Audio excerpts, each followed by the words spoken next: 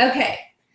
So I just wanted to take a moment to welcome everybody to our Recovering from Grief course with Deb here. And so first of all, I want to introduce you guys to Deb.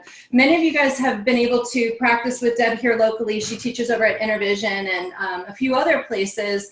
And Deb and I met several years ago. We both had gone through Healing Emphasis yoga therapy training. I think actually you were in it when we met.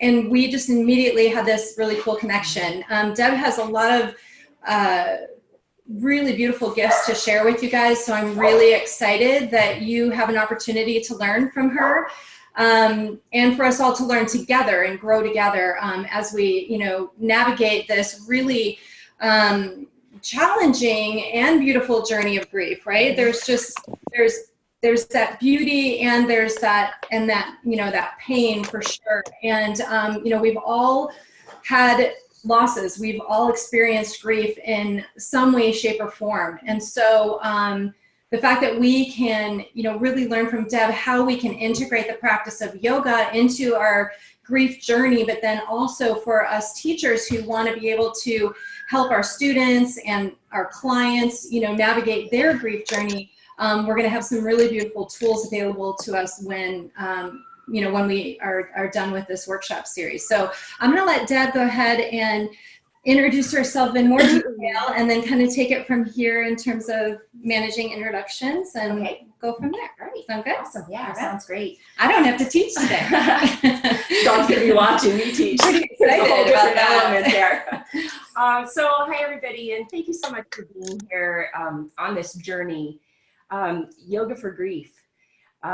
We want to make sure that we understand that there's not one particular thing that is a cure-all, or that yoga is not going to take it all away, because certainly grief is a very individual process, and we all handle it differently depending on our own level of resilience or determination. And I'll talk a little bit about that, but it's just really an amazing journey to be able to use the practice of yoga as just another tool for your toolbox, something else to use to help soothe you and to help get you through difficult times. And we always have, once you have yoga, you always have yoga to fall back on, always being able to adjust and adjust the breath to adjust your attitude. And that's really, that's it in a nutshell. So I'm going to go into a little bit longer introduction on myself and talk about my journey and what brought me to teach this. But first, I'd like to get to know each of you just a little bit better. So I had talked to Dawn before we started about maybe doing just a really brief introduction. So if you could, if you want to just jump in there, or Dawn, do you want to go down the order of Yeah, I'm going to go ahead, just so I'm noticing we're having a little bit of background noise. So I'm going to mute everybody and I'll just call on you and unmute you, and you can introduce yourself and maybe share a little bit about what you're hoping to get out of this. Mm-hmm. Okay. So Jan. Hi. Hi, Deb. Hi, Jan. Yeah.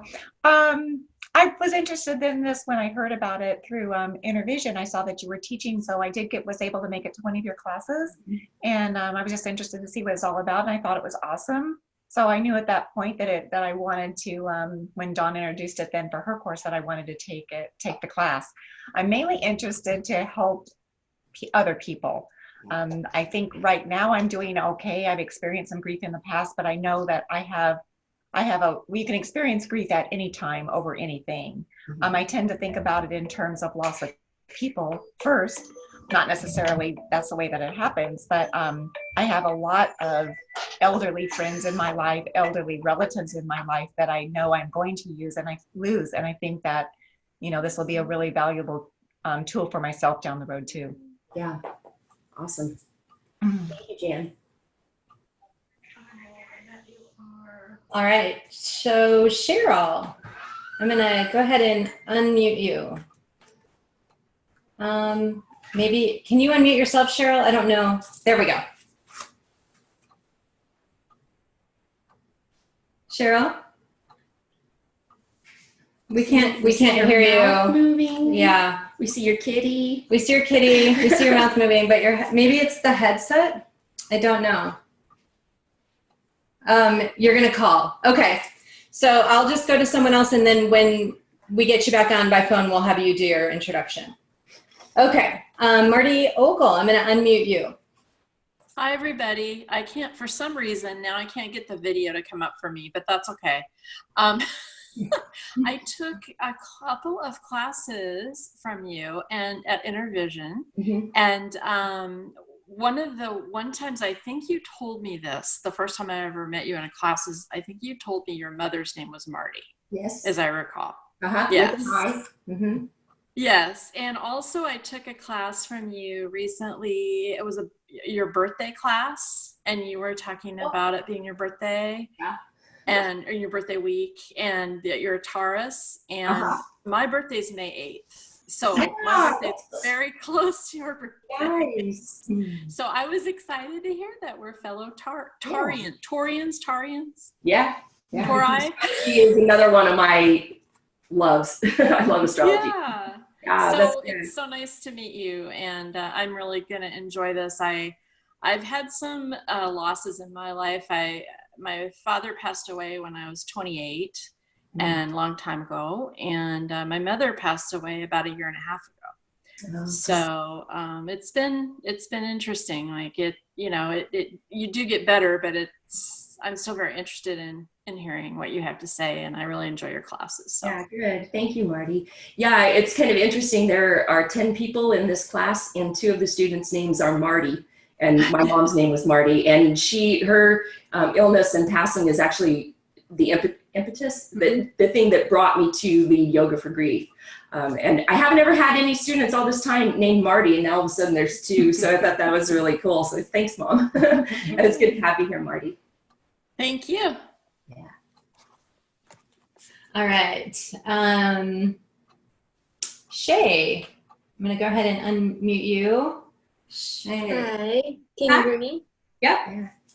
Hi, I'm Shay, and I haven't really had any experience with you personally, Deb, but I immediately resonated with this class. Grief recovery is sort of why I started doing yoga, and then fell in love with that, and became a yoga teacher. And my story is that my father passed suddenly. I was 17, so, about 10 years, 11 years ago. And it was just like a shock. So learning to navigate that and kind of, other traumas in my life. But then finding yoga and just wanting to kind of incorporate that and then share it with others who, when I first started, I didn't know anything about yoga or recovery in that different sense. And so if I could share that with other people who are in that raw space, and kind of show them the light, I guess, that would really be the full circle, would make me feel a lot of gratitude. So I'm happy to be here. I'm happy to kind of see where I go in the next couple weeks, and excited to learn a lot about it. Nice. It's good to have you, Shay. Thank you. Thanks, Shay. All right. Sherry. Hey. Hey. So I'm one of the Canadian contingencies, and I am interested in grief training of any kind because I am a social worker by trade. So every client I run into is typically going through a hard time. And so the fact that I love and do and teach yoga, this would just be one more thing to add to my repertoire in terms of who I can help and when and what ways. And then it turns out that I'm going through something as well right now that is causing me serious grief. So the timing of this course is actually quite nice. I'm hoping to get some stuff for me out of this course and not just for my students, potential future students. Good. Yeah. Isn't that the way it is? We oftentimes we come to this practice with the desire to help other people, but certainly, we will benefit just as much through our learning and our growth and our transformation And then we get to share from a place of authenticity too, which is, you know, what we've always encouraged you guys to do with your teacher training. So yeah. We teach what we need to learn. That's right. So, yeah. Yes, very much so. Very much. Yeah. All right. Thanks, Sherry. Yeah. Cheryl, it looks like you popped on. Can we hear you now? Can't hear you now. She's muted still. Oh, let me unmute and see. Are you Cheryl, calling in on the 407 number? are you on the 407 number? Yeah. Hold on, let me unmute that again and see. There we go. Are you there? I'm there. Can you hear me now? We got you. Yay! Okay. Well, the timing of this class is really quite interesting to me. Deb, I had mentioned to Dawn some of this, so she's aware, but we had been taking care of a foster pup for the last 15 months.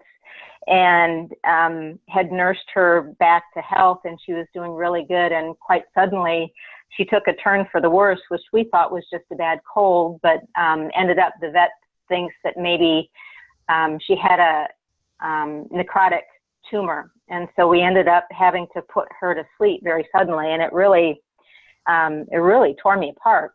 Yeah, but the week before that, I got word that my ex-husband had passed away suddenly from cancer. And in the process of that, there started percolating up some thoughts of changes that I've been going through at work and my reactions to them that I don't think are in keeping with what I like to think of as my character, and started wondering if maybe there's some sense of loss there, of change of role or change of function that I just haven't processed in a healthy way yet. Sure. And in that same vein is just a loss of self. I feel like for the last 20 years, I've just been going and pushing and not really taking any time to consider life. So there's kind of a sense of who am I now and what direction am I going? And then on top of that is this sense of almost anticipatory grief around my dad, because he's starting to decline rapidly. And I have this sense that I'm waiting for the other shoe to drop. So there's that's happening with me. And then also just in my work, I run into people that are grieving a loss of some kind many times, and in Al-Anon or AA, there's always that going on. So when I heard about this class, not only for myself, there was the thought of, gosh, I bet if I learned a little bit more about this would be a wonderful gift to be able to extend to folks through yoga, because I know there's so much healing in recovery for people who practice yoga at the same time. Mm-hmm. Yeah, that's awesome. So that's a little bit of my story. Yeah, that deeper sense of vulnerability when we sustain a loss, and it's so painful, and then you realize, oh my gosh, now what else is going to happen? And you know, then there is that just a real deep sense of vulnerability in our own mortality. And yeah, that came up a lot for me after my mom got sick and passed. So yeah. It's good to have you, Cheryl. Cheryl and it's great to be here. Cheryl and I walked our dogs across the Rainbow Bridge very close together. So yeah, you're bonding a little bit over that. And I just picked up his ashes and paw print today. So better timing, because it was a second wave for me, right. Of feeling it all over again. So yeah.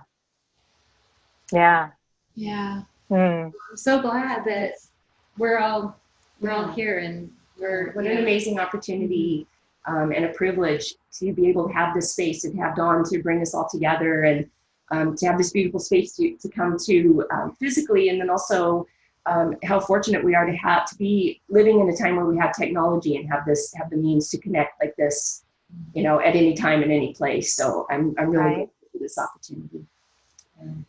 Well, I'm going to switch it over to you, and I'm going to get on my mat. And if you have, I'm going to be monitoring activity with you guys. So if you have any questions at all, I'm going to mute you.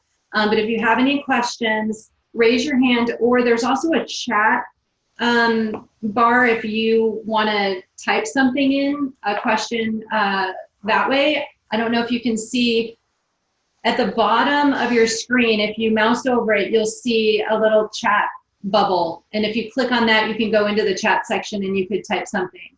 But I'll be watching. So yeah, if you have any questions, by all means, please, let us know, and I'll make sure that we pause, or, when it's an appropriate time, we'll ask those questions to Deb. Okay. All right. So I'm going to switch the video here. And we're going to go to the webcam. And I'm going to get out of here. One thing I didn't ask you, Dawn, as far as at the end, when I bring everybody out of Shavasana, do you speak at the end, or do we just say namaste and disconnect, or what? No, say goodbye, everybody. Okay, so I'll allow about 5 minutes. Okay, Perfect. all right. Well, thank you, Dawn. Uh-huh. Okay, so now we switch, and now I have this camera way over there, and I'm grateful to not be able to watch myself as I'm talking. So that worked out really well too. All right, let's start our practice by taking a few cleansing breaths. And so wherever you are, let's just sit nice and tall. Let your eyes softly close and start to wiggle your shoulders a little bit. Maybe move your head around just a bit and find some comfort wherever you are. And just start to notice the breath. Allow a longer, deeper inhale than usual. And allow a slower and more complete exhale than usual. Just take that for a few breath cycles as we come into our practice this evening and set this intention around using the practice of yoga to help heal from a loss.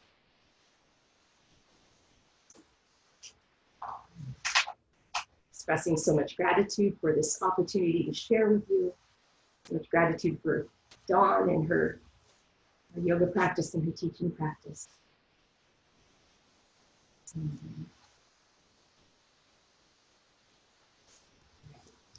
All right, so as we come into our practice this evening, for this first week of our practice, I'm going to be sharing a little bit more through words. And so there's going to be a lot more talking for this first week.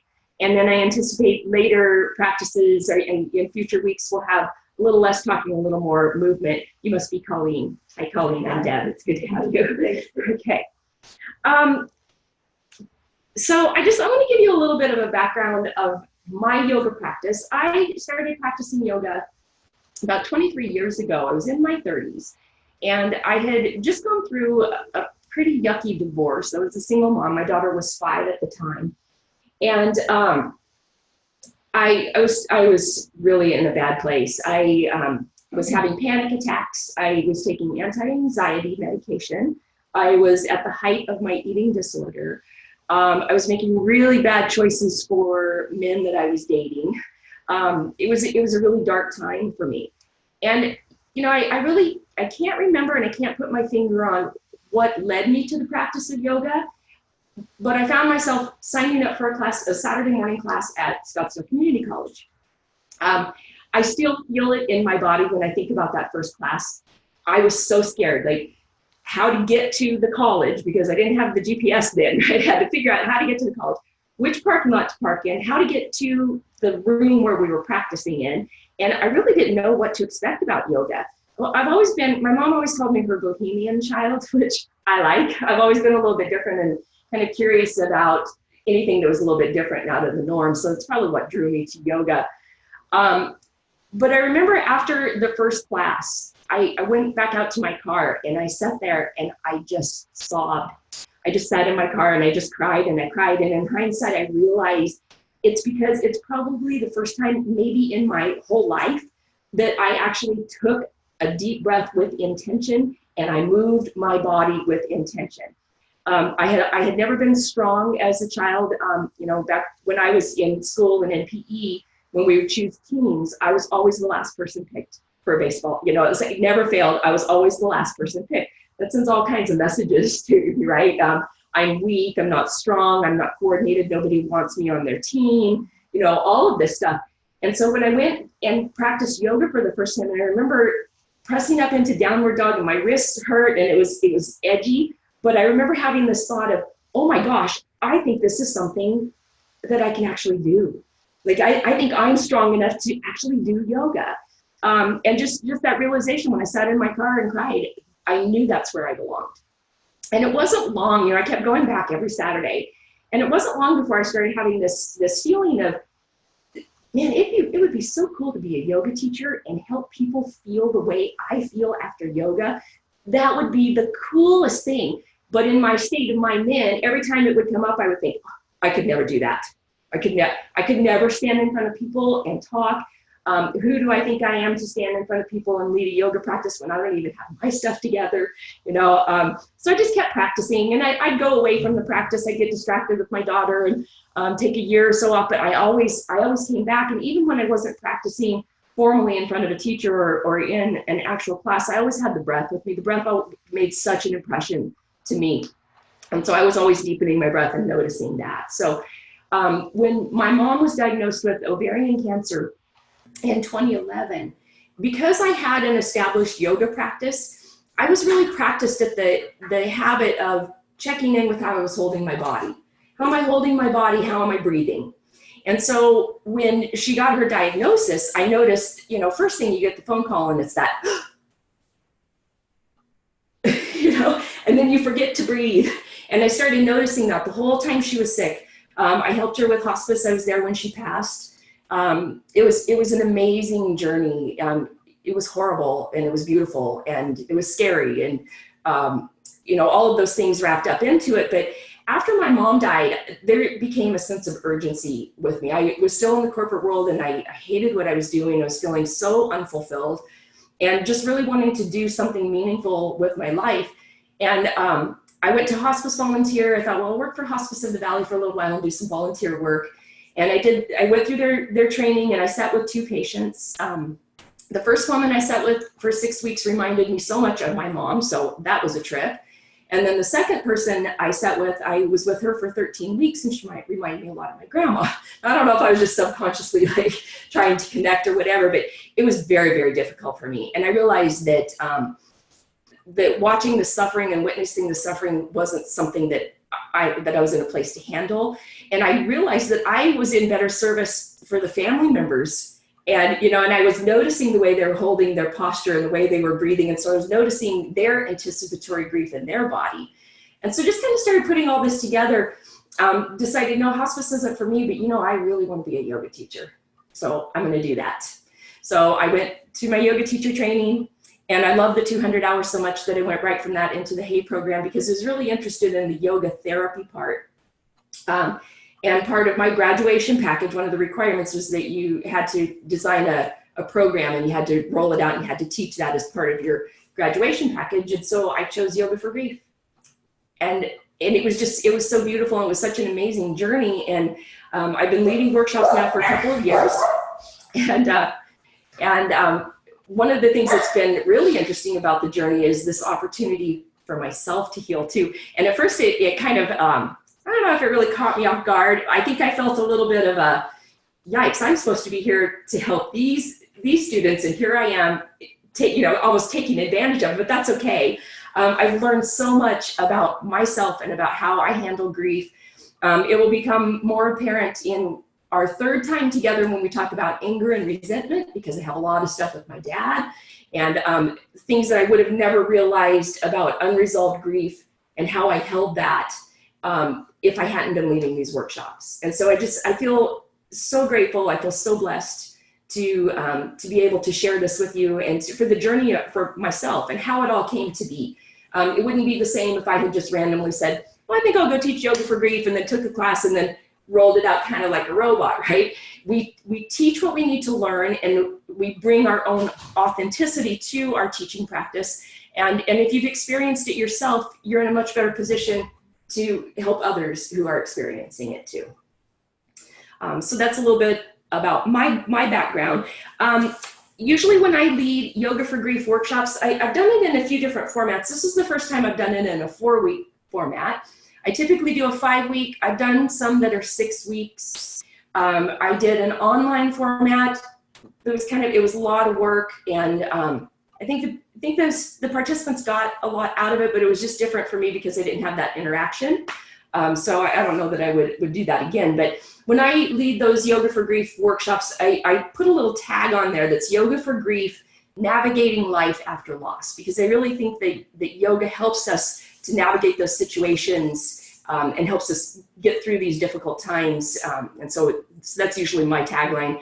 In the emails that I send out, if I accidentally forget to edit it and it says Navigating Life After Loss, that's where that comes from. So, all right, so what is grief? So the word grief is not an emotion in and of itself. The word grief is a container for all of the emotions that are wrapped up in the way that we feel when we sustain a loss.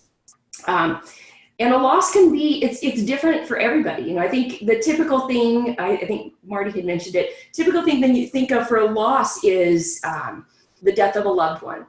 When you hear grief, for me, that's how I always thought about it. If they're grieving, they must have lost a loved one. But a loved one can be a furry loved one, right? We can lose a pet. Grief can be present in the event of a disappointment. So you've had a dream and aspirations to do something for a really long time, and then all of a sudden that's taken away. There's a grieving process for that because there's deep disappointment. The loss of a home, a divorce, anything that changes our life situation and almost forces us to point ourselves in a different direction and take a different path, that's going to present itself as grief in the body.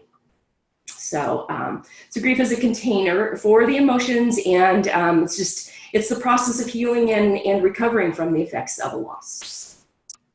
There was a book that was published in 1969 by Elizabeth Kubler-Ross called On Death and Dying. And in that book, she names the 5 stages of grief. She names them as denial, anger, bargaining, depression, and acceptance.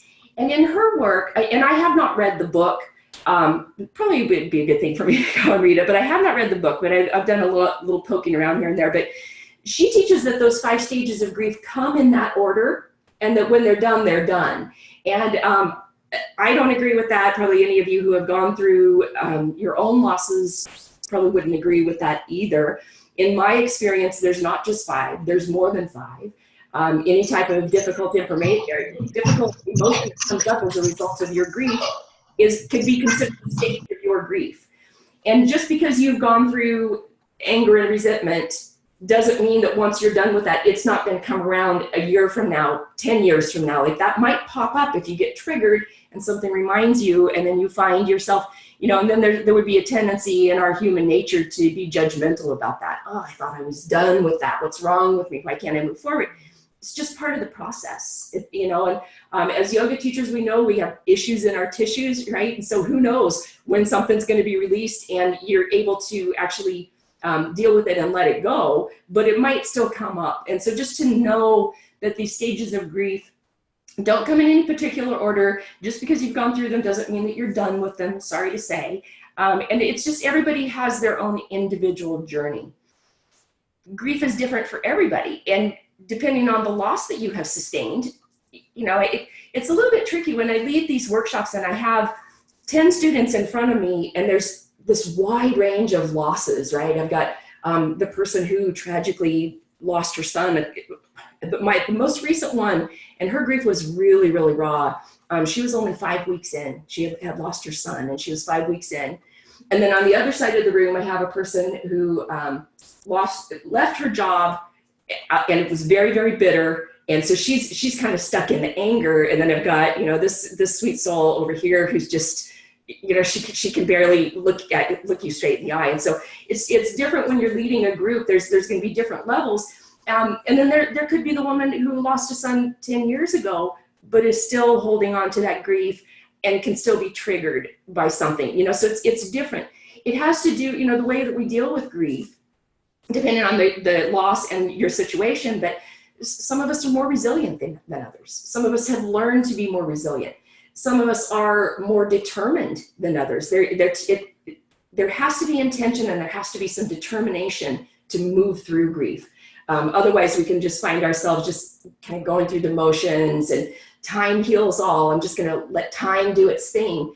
But if you bring some intention with that, and you are determined, and you keep showing up for yourself, it's just going to be, I hate to use the word easier, but it will be an easier process for you. And it could be something that could be very nurturing and very obviously it's life-changing, but you can make it more nurturing rather than detrimental to yourself and all of the people around you, all the people that you come in contact with. I do use the stages of grief to build this workshop. And the reason that I do that is because I really love yin yoga. And I really love the way that yin yoga works with the meridians. My favorite book of all the books I bought for yoga teacher training is Insight Yoga. I've got lots of highlights and some little tags and stuff here. And a lot of what I teach in this workshop comes from Sarah Power's work with the meridians. And so as I started developing this workshop, I thought, okay, well, denial, the first stage of denial, if I think about denial, I think if I'm in denial and I don't want to believe that this is happening to me, it's fear-based, right? So if I'm fearful and I'm feeling a lot of anxiety around this, where is fear and anxiety held in the body? Fear and anxiety is held in the kidney meridian. Therefore, if I practice the poses in Sarah's book that are specific to the kidney meridian, and I have the intention of moving through this part of my grief with these poses, I wonder how that would be. And it was very beautiful, and it ends up being really beautiful to witness. What an honor to witness others' practices and to notice how yoga is healing to others, and that I have the privilege of being able to deliver that message. I'm so grateful every time. It's never lost on me. But that's why I use the stages of grief. I wanted to tell you what we can expect. This first week, we'll be talking about denial and bargaining. When we meet in 2 weeks, we'll have a week off. And then when we meet back in 2 weeks, we'll be talking about depression, isolation, guilt, and regret. And so guilt and regret are not part of Elizabeth Kubler-Ross's stages, but it's something that I really dealt with. And so I identify with that. Anger and resentment in week 3, that's going to be, has become a real opportunity for me. Anger and resentment is held in the liver meridian. And so during that week, we'll work on the liver meridian. And then on week 4, we're going to wrap it up. We'll talk about acceptance, and we'll do a review of all of the meridians and do, just kind of a full practice. But each week we'll have a yoga practice that will stretch your whole body. It'll be an opportunity for you to really check in with the breath, check in with your thoughts. But that's kind of how this workshop formed. It was just me wondering, okay, with the stages of grief, I wonder where I would hold that. Fear and anxiety, that's in kidney meridian. So that's my reasoning behind using these yin yoga poses for the meridians. So what is a meridian? Most of us probably already know, but I'll give you my interpretation of it. For years, science tried to prove the existence of meridians in the body, and they couldn't find them. And then they realized that the reason they couldn't find them is because they were looking for these meridians in cadavers. And once we're not in the body, then we take our energy with us, right? So, but with new technology and with MRIs, they have actually proven the existence of meridians. I love teaching yoga at a time in history where science is catching up with what was instinctively known for thousands of years for the yogis that came before us. And so I think that's a real big plus as we move forward and we teach this workshop and we start talking about meridians to kind of demystify it a little bit, right? So in Chinese medicine, the lines of energy that run through the body are called meridians, and what runs through it is qi. In our yoga practice, they're called nadis, and what runs through that is prana. Christianity, it's the Holy Spirit, right? In science, it's part of our cardiovascular system. It's just part of what keeps our energy moving throughout the body. And I think it's interesting to note that science has yet to prove what keeps our heart beating. So I love that. So we still have that for ourselves. And so this this opportunity to create some space and to balance into the meridians where we might be holding some emotion just might help us to feel a little more lighthearted. It'll help us to feel better because when we have freedom in the body and there's greater circulation, we just feel better. And so, yeah, that's why I use the meridians. I wanted to mention the journaling prompts. I have a strong journal practice myself. Excuse me for one of the reasons that I have my students fill out an intake form, there's a little bit behind that. I wanted my students to start seeing in their own handwriting, here's how my grief affects me. The first question on my intake form, complete this sentence, I am healing from the loss of blank. And it's interesting when I get these surveys back, I probably have at least 100 now. Most of the time people are very vague. It's very rare for someone to mention a name. You know, they'll say I'm healing from the loss of my mom, but they might not say I'm healing from the loss of my mom, Marty, because that's too hard, right? To see that name written there. I've only had, in all of the forms that I've asked my students to fill out, I've only had one who absolutely left it blank. Like she could not even write. And she was really, you know, I could tell through her practice, she was really still raw in her grief. She shed a lot of tears. And so that's part of the reason why I bring this intake form in, is because I think it's important for us to start to express and to start to identify, where do I hold tension in my body? A lot of people don't even know. You know, we might hold tension in our upper body so long that when somebody says, relax your shoulders, you say, they are relaxed. This is who I am, right? And it's through the practice of yoga that we get that release and that, oh, there is space there. And so that is the purpose for the intake form. I would say, typically, where do you hold tension in the body?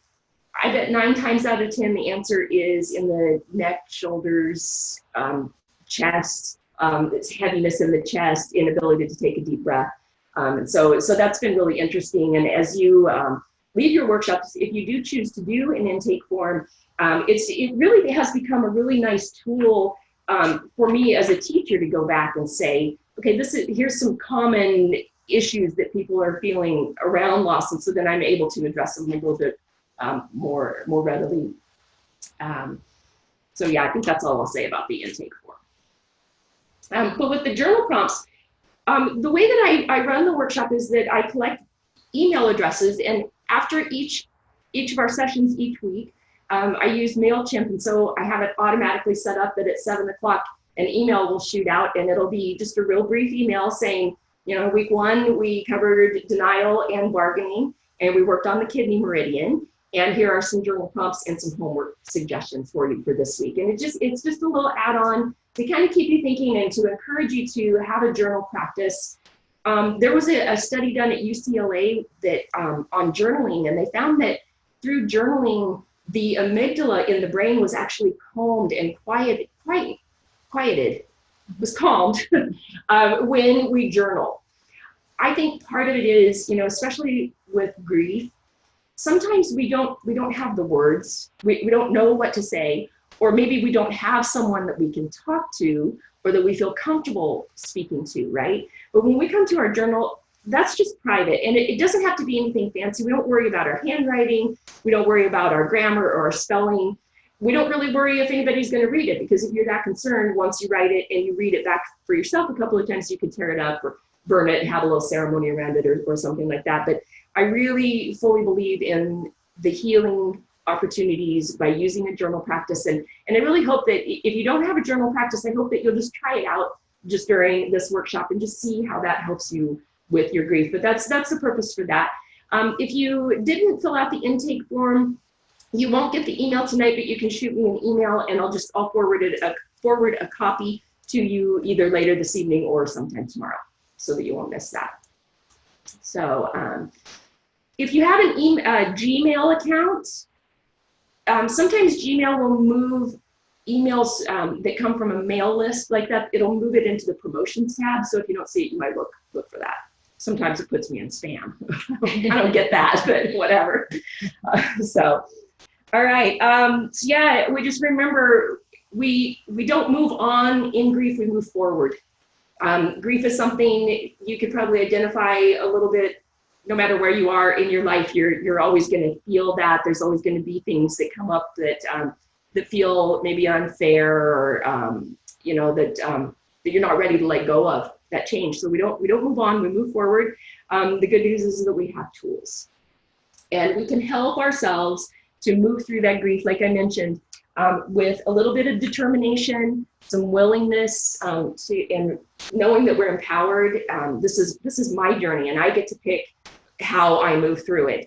So moving through it without feeling as a victim of it, you know, and starting to step into your power, and just moving forward, not moving on, moving forward.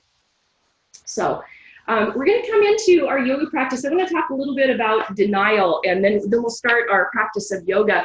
So if you have your yoga mat handy, maybe a bolster, some blankets, and a couple of blocks. I don't know that we'll use them, but you might want to use them to help you feel a little more comfortable. Want to talk this week about denial and bargaining. So denial, there's actually a really sweet quote by Elizabeth Kubler-Ross about denial, and she says, denial helps us pace ourselves, helps us to pace our feelings of grief. I'll start over. Denial helps us to pace our feelings of grief. There is a grace in denial. It's nature's way of letting in only as much as we can handle. Okay?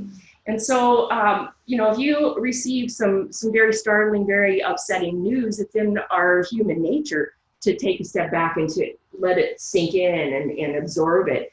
And so sometimes we can be in denial. Basically, denial is resistance to the change that has been thrust upon us or that we have chosen. You know, sometimes we grieve over moving forward, you know, getting a divorce or leaving a home or leaving a job, and then we're surprised that, you know, why am I so sad about this? This is what I wanted, but it's just all part of the process of creating that new way of being for ourselves without holding on. We might be in denial because we feel vulnerable or threatened by an event or a situation out of our control. We might remain in denial if we stay in that state of fear. We kind of hold ourselves in this little suspended state. We might find ourselves just kind of going through the motions of our day and not really experiencing the joy that we came here to experience. We deny ourselves permission to express emotions. And, you know, why do we do that? Well, some of us have never learned the appropriate way to express our emotions, right?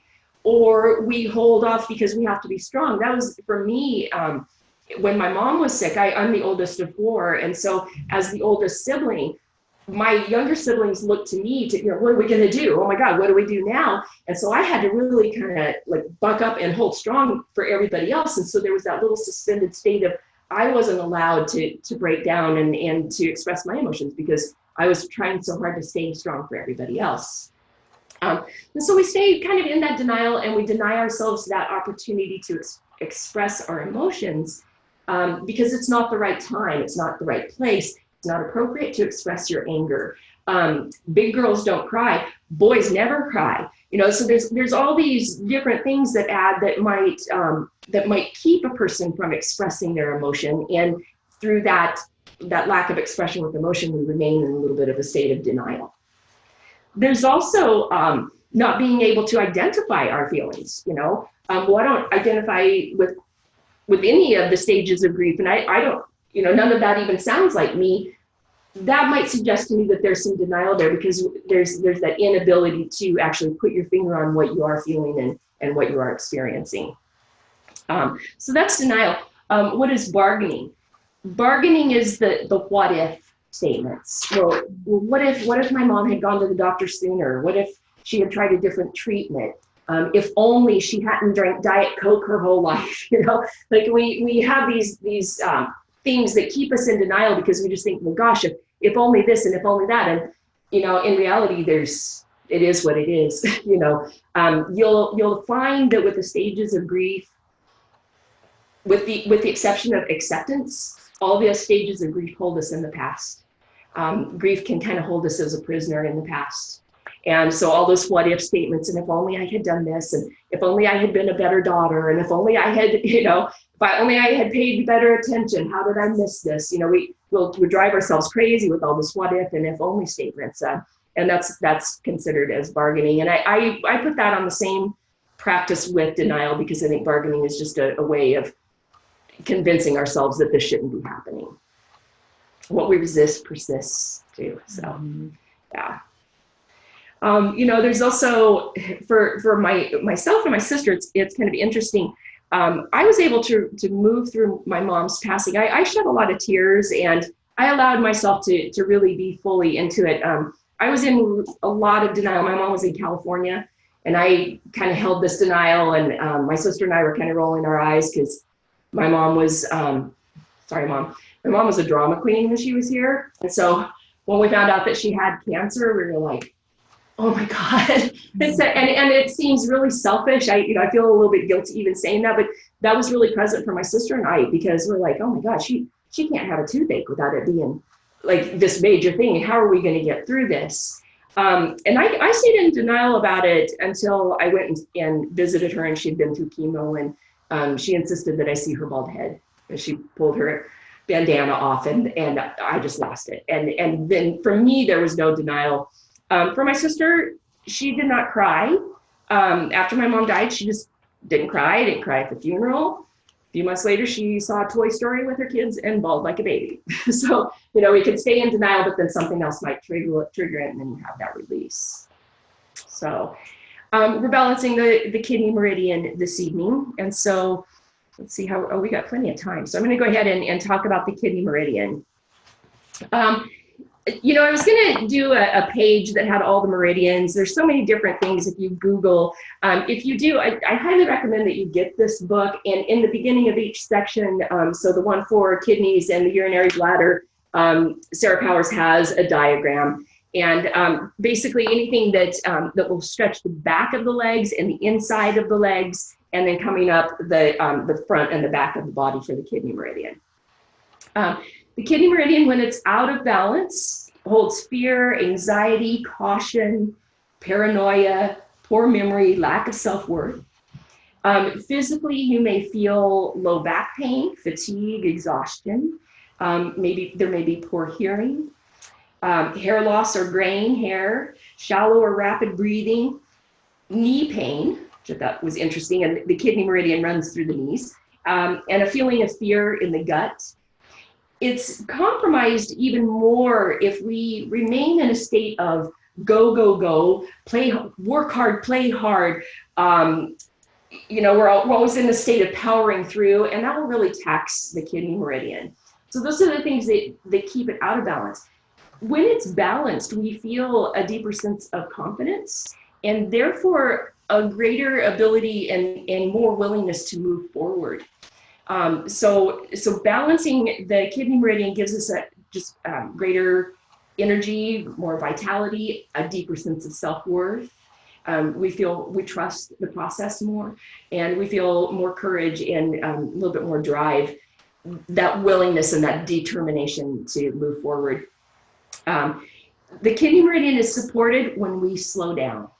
And so I think that's another really beautiful benefit of the practice of yin yoga, is this opportunity to slow down and to be more mindful with our practice, to be more mindful with our breath. We support the kidney meridian when we take time to relax, when we do all things in moderation, when we respect and accept normal fluctuations in our energy levels, right? So when we notice, wow, I really could use a timeout, but I have all this stuff to do. Once I do this, then I'll have a timeout. Start to recognize and start to honor your body's natural rhythms, and that can help to balance your kidney meridian. We maintain a level of gentleness for ourselves and others. And then finally, hydration. So each of the organs is associated with an element, and the kidney meridian's element is water.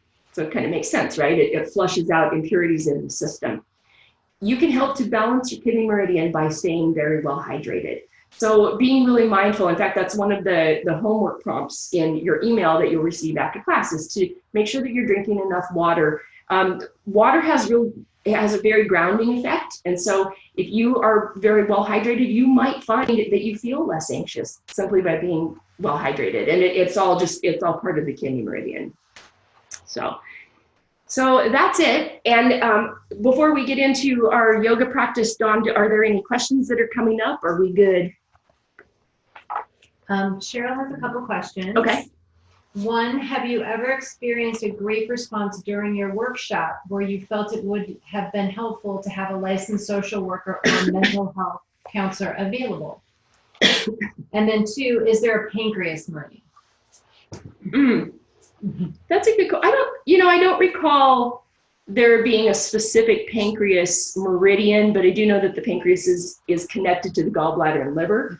And so, so I would think that would just be part of that.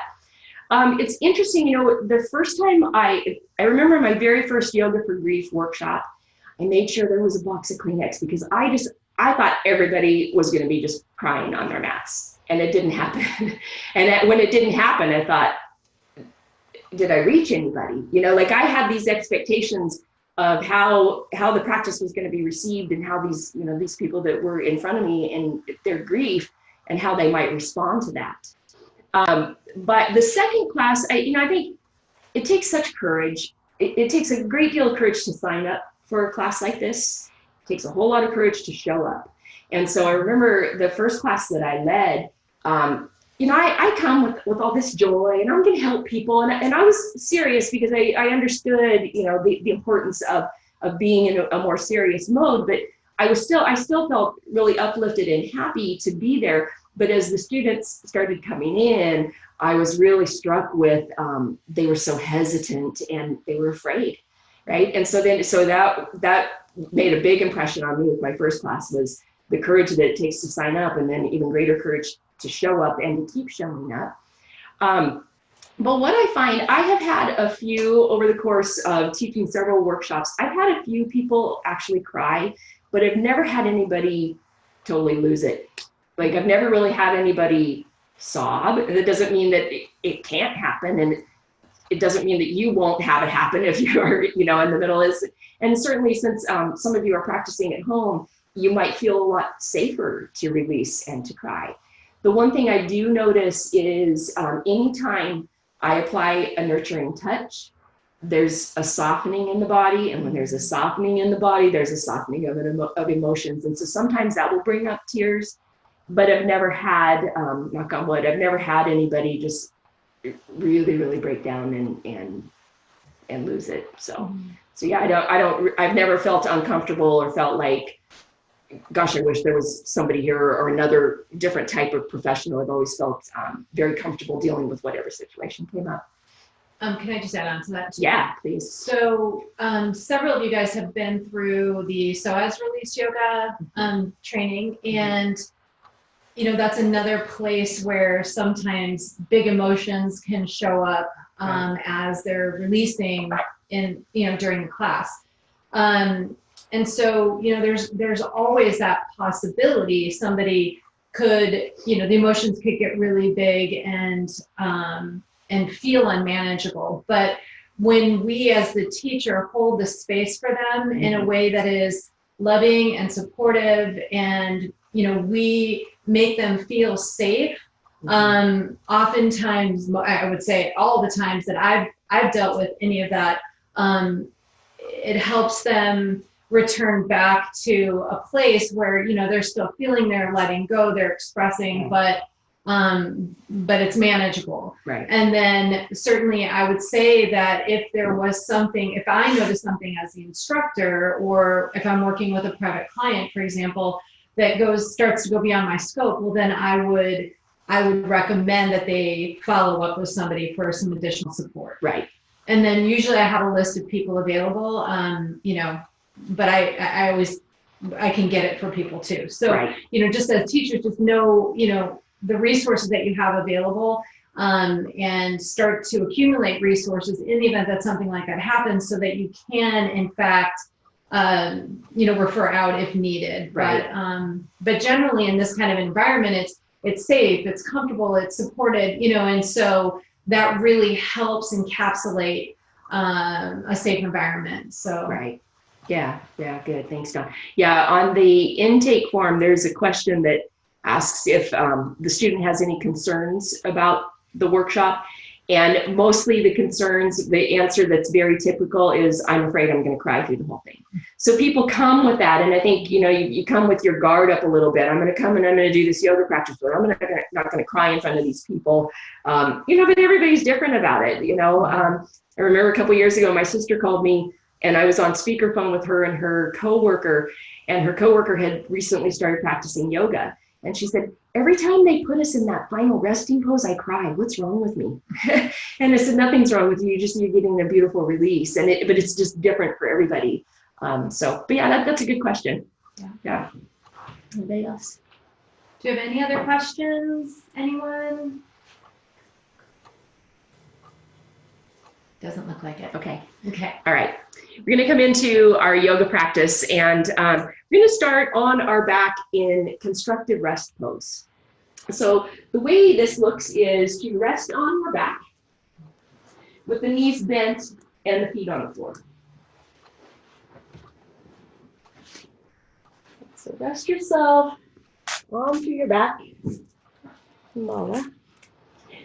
I like to step my feet kind of wide on my yoga mat and fairly close to my hips, because what we're looking for here is a sensation that it's effortless to keep the knees up. So notice as you come into constructive rest pose, a lot of times I'll see students squeezing their knees together at center.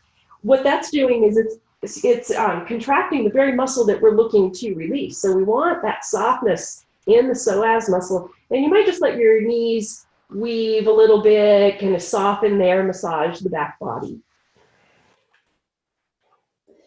And then as you're ready, we'll create stillness, let the knees be upright, and we'll bring the hands to rest on the body.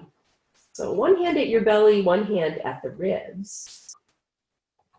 And we can take a moment to adjust the shoulders. So draw your shoulder blades gently down and under, move the tops of the shoulders away from the ears. You notice how you're holding your chin. If your chin is jutting up, you can just softly press the back of your neck towards the mat. Let your eyes softly close, and we'll just start to tap into the breath.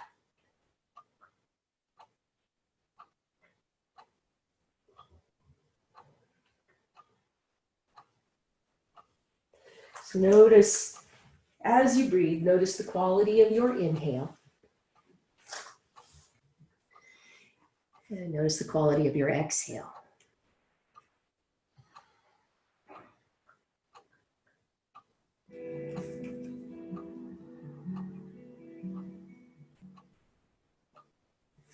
So we start to control the breath by allowing a longer, deeper inhale than usual. Just notice the breath coming in, slow and deep in the breath. We'll hold the inhale in for a second or two. So really notice the pause. And just allow your exhale to be a little longer, a little more complete than usual. You can hold the breath out for a second or two to lengthen the pause. And just continue to breathe that way for yourself. Longer, deeper inhale and a pause. Slower, more complete exhale with a pause.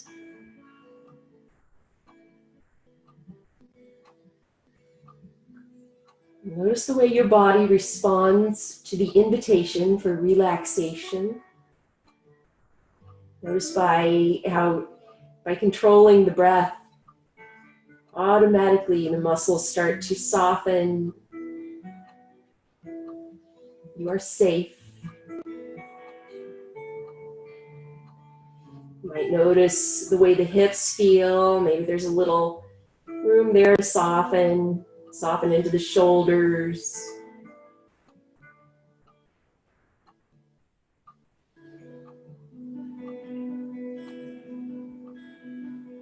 We'll find the breath in the body, and noticing where the breath goes. Follow the inhale in through the nostrils, down the back of the throat, and into the body. So just start to tap in and notice, where is the breath going? Are you Tending to have a more short and shallow breath, or can you start to guide the breath a little deeper into the body? So maybe the hands resting on the body at your belly, rise and fall with the breath.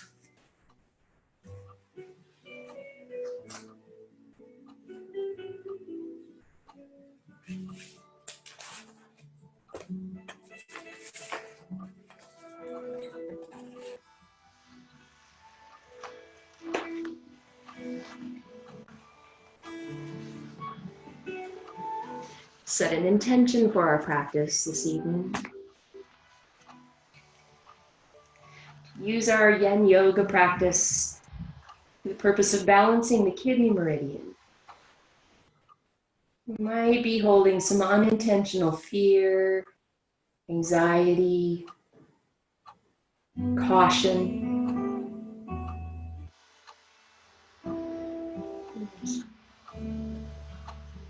You can set an intention around releasing that, creating space with the breath,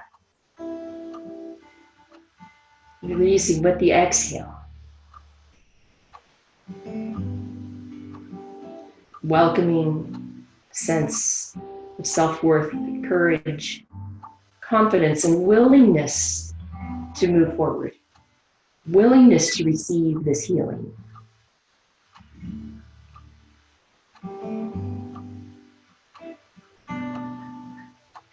Change the breath up a little bit. Drawing in a deep inhale in through the nose. Hold the breath in slightly at the top. And we'll exhale with a soft sigh through an open mouth, as if you're fogging a mirror. All the breath comes out on the exhale. We can hold the breath out for a second or two, receiving a nice deep inhale in through the nose. A little pause at the top and exhaling as if you're fogging the mirror. You might even visualize behind closed eyes, mirror fogging in front of your face. Imagine that it's a really big mirror. And in order to fog all the space, all of the breath must come out of the body.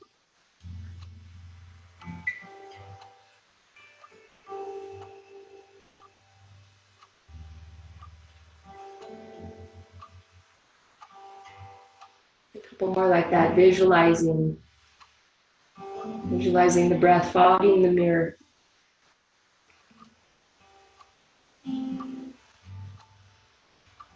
If you were to take your finger and draw an imaginary shape or word onto the fogged up mirror, what would it be? Just notice that for yourself.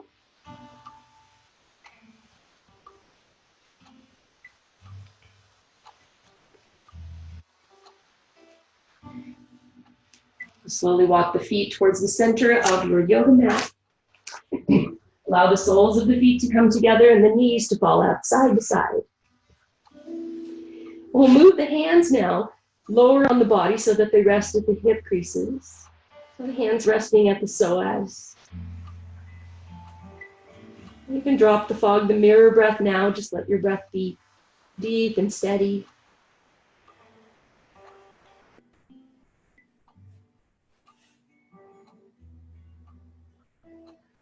Coming into this shape with the legs, this butterfly pose. Starting to soften into the inner thighs and starting to bring balance to the kidney meridian.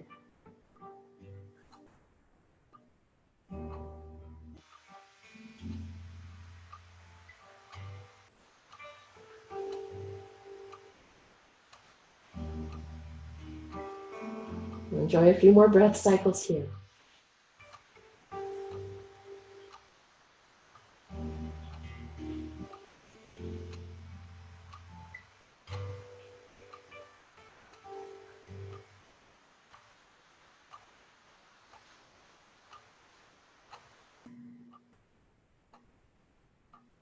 Nice.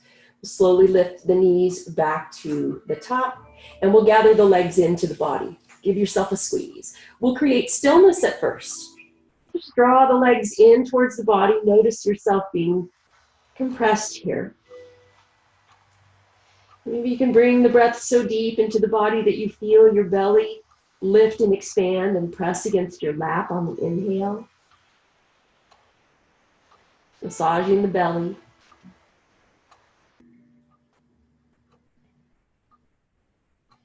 Notice your shoulders. There's a little effort here, right? Little effort holding the legs up, but could you soften into the shoulders just a little bit? Start to find that balance of effort and relaxation. We'll start to move the legs a little bit left, a little bit right. See if you can keep your shoulders on the floor. So the upper back is stable on the floor, but we're just moving the knees side to side a little bit.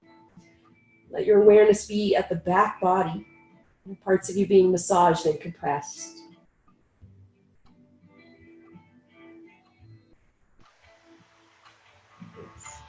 We'll start to move a little more. Now we take the whole body. So it's okay to lift your shoulders this time. Roll to one side like you're going to take a little nap, or like you might almost tip over, and then bring yourself back over to center and back over to the other side. So we're compressing into the shoulder, the rib cage, the hip. Awareness is on the back body, the parts of you being massaged and compressed as you move. Yoga just gives us this invitation to notice what's going on in the body. You know, it'd be really easy on this to just notice, here are my hands on top of my knees, here's my upper body moving back and forth. But notice what's really happening here. We're getting this really nice massage. Now, as you move, if you notice a tender spot on your back body, there's an invitation to rest there, pause there, and breathe there. Send a little love there to that tender space.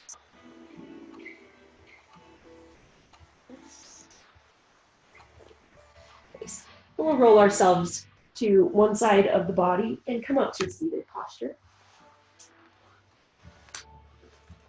Bringing yourself into Sukhasana, easy pose. Finding the sit bones. Find the base of yourself, hands rest softly on the knees. We'll create a few circles with the body. So again, an invitation to allow your eyes to softly close and to bring your awareness to the base of your body. So notice the parts of you being massaged and compressed as you move in this circle. You notice the soft tissue under the sit bones being massaged. You notice in the hips. So we'll take the circle back the other way. So move it back around and bring your awareness a little further up into the body. Maybe notice the hip sockets, the low back, the lumbar spine.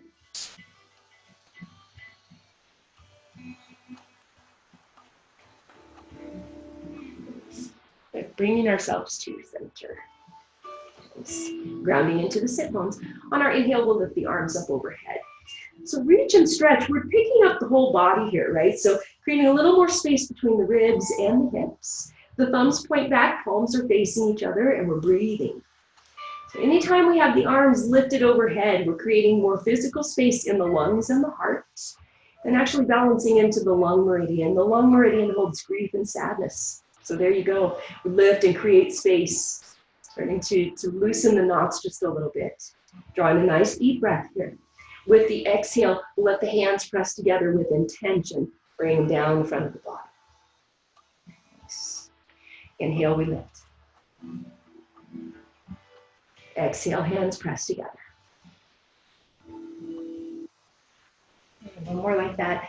Deep inhale, big stretch and a big reach. Exhale, bring it down. Nice. Good. We'll change it up this time. On our inhale, we'll lift up.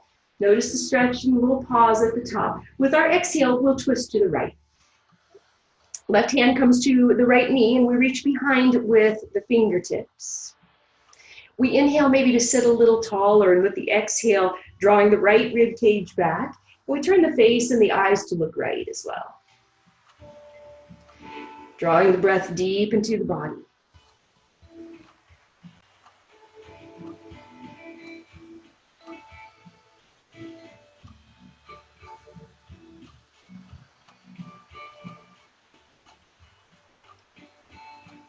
One more deep breath.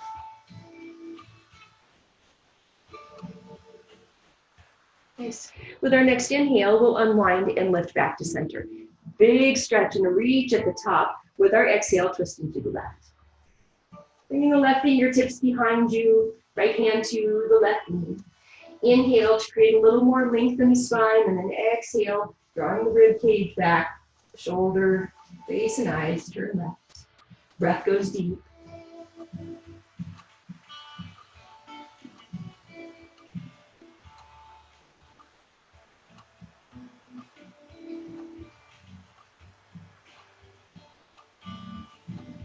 One nice deep breath.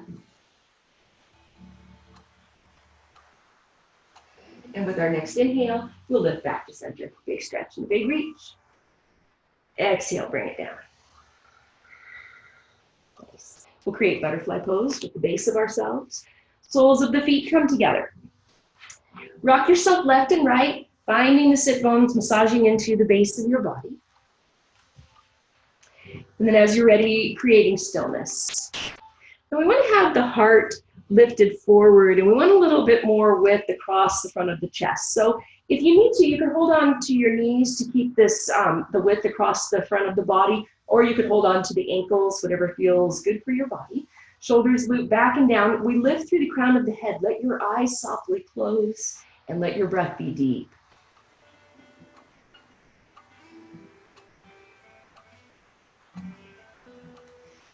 Butterfly pose is a really great yin yoga pose to help balance several of the meridians. Tonight we focus on balancing the kidney meridian. So just put that intention for yourself. I rest here, creating a butterfly pose, releasing any fear or anxiety that no longer serves me. I am capable, I am willing, I'm confident. I got this. So important when we come into our yoga practice to include the practice of being the observer of our thoughts, because when we're here on our yoga mat, this is our time for healing and nurturing and self-compassion. And so as you are creating and reclaiming space in your body, and as you're breathing in all this big, beautiful breath, let your thoughts be in line with that. Fill your body with thoughts that are empowering and healing for yourself. And that's what happens when we let yoga meet us where we are, right? If we force ourselves into a pose and we create struggle instead of effort, then it makes it a little harder to maintain that voice of compassion for ourselves. So just be really sweet to yourself with your yin yoga practice. We'll allow the eyes to softly open, and we'll extend our right foot out. Drawing the left foot into the right thigh. We're pressing through the right heel to maybe create a little more length into the leg, and the toes are drawing up. We're grounded into the sit bones. On our inhale, we'll lift. Big stretch and a big reach, like you're reaching a beach ball forward. Take a deep breath in, and with the exhale, we're going to come down about halfway. So bring yourself halfway and notice yourself. That tendency to, oh, I can do this, I'm just going to lay down on my leg, like that's the pose, right? But just notice what halfway gets you. We try so hard and we overdo and we overcompensate when sometimes all we need is halfway. With our inhale, we'll lift back, nice extension, and with the exhale, we'll bring it forward. Now notice, here's where I was halfway, and now here's where I'm going to rest. Let yourself drape forward. And once you're there, the hands release to rest on the floor, and we start to relax the upper body. Let your elbows softly bend, let the shoulders release, let the head be heavy. One thing that you'll want to watch with your students, I'm a big fan of allowing the weight of the relaxed upper body to be what stretches the low body, right? And a lot of times I'll see students coming in and they're pressing into their fingers. And so you'll notice when I press into my fingers, I have my hands planted. Now I'm creating tension all the way up the arms, into the neck, and then we wonder why we have neck and shoulder pain, right? So really encourage yourself and your students to find that softness, find that total surrender of the upper body here. And then we'll find the breath in the body by noticing when you inhale, can you feel your body lift a little bit and expand? And then ride that same wave on the exhale, let yourself soften and surrender a little bit more with every exhale.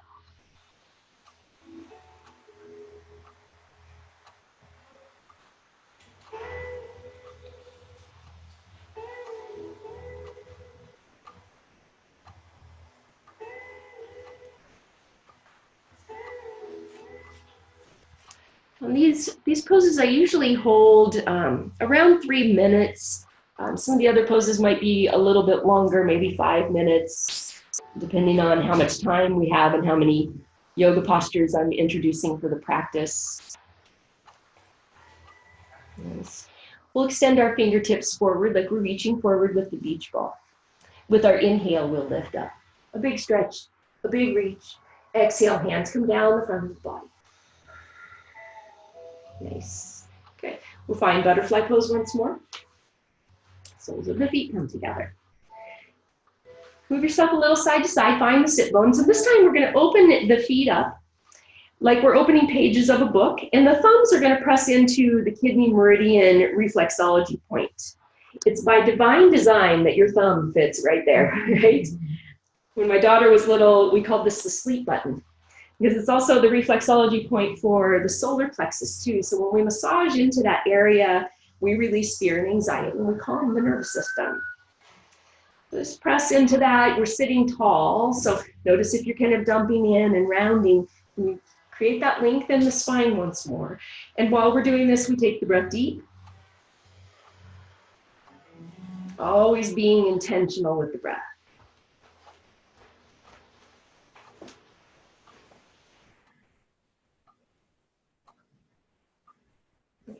So if you are pressing and massaging, create a little bit of pressure and hold your thumbs steady. Let your eyes softly close, shoulders roll back and down. Receive a couple of breath cycles here, deep and intentional.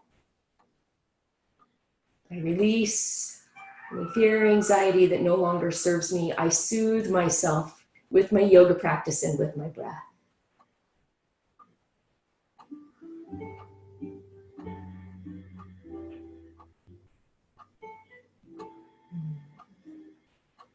Nice. We'll release the pressure. Let your eyes softly open. We'll extend the left foot out now. Right foot comes into the thigh. We're extending through the left heel like we're trying to make the leg a little bit longer, and the toes draw up. Sit nice and tall for yourself. On our inhale, we'll lift up. Big stretch and a big reach, and with our exhale, we'll bring ourselves halfway down. Just notice. Good. Notice the narrative in your mind. Maybe you're having the conscious awareness, oh, it feels so good to stretch. Yes, this is just what my body needed. Really great pose to stretch the entire back of the leg and to work into the kidney meridian.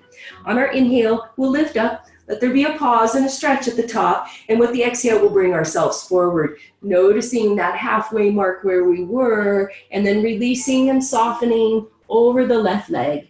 Let it all relax. The hands rest softly on the floor, and you might even let your hands float back towards the body if you notice they're still extended a little bit. Let there be a release in the shoulders. Let the head hang heavy. Let the breath be steady. Notice where you feel the rise and fall of the breath in your body. Such a beautiful thing to witness when you invite your students to notice the rise and fall, and you can actually see the rise and fall, and then just hope that your students can actually tap in and feel that sensation. With the inhale, the body lifts and expands. And with every exhale, we soften and release.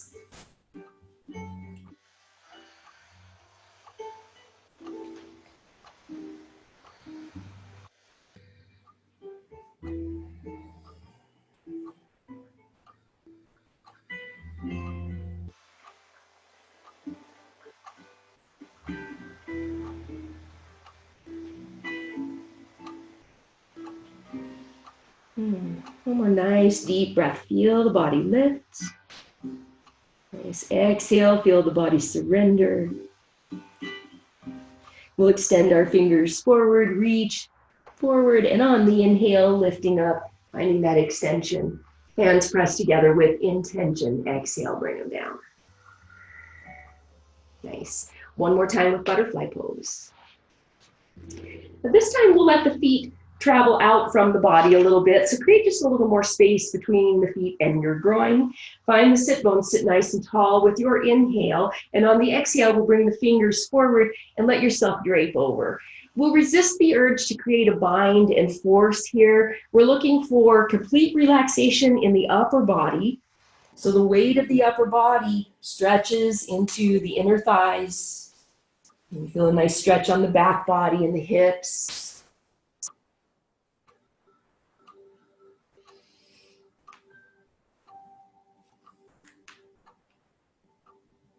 Breathing with intention.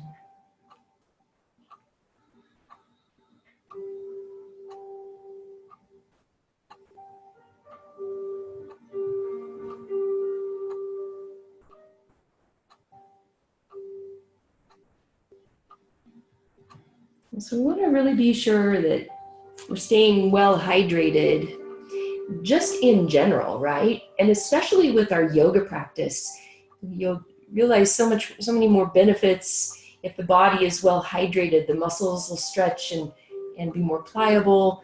You might feel better. I know I have some students ask me why sometimes they feel nauseous in twists, and most times I think it's because they're not well hydrated when they come to class.